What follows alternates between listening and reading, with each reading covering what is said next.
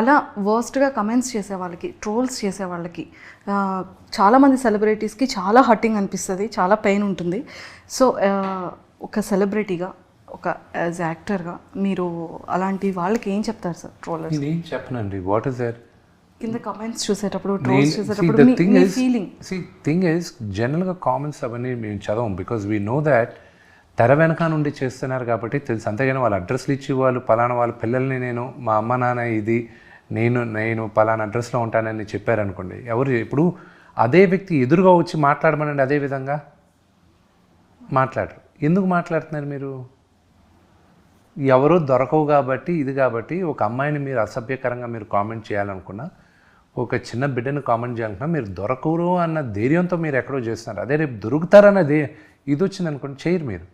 So all these will be corrected అండి. But it shows your మీ you know ఎలాంటి వాతావరణంలో పెరిగావు అనేది తెలుస్తుంది అంతే.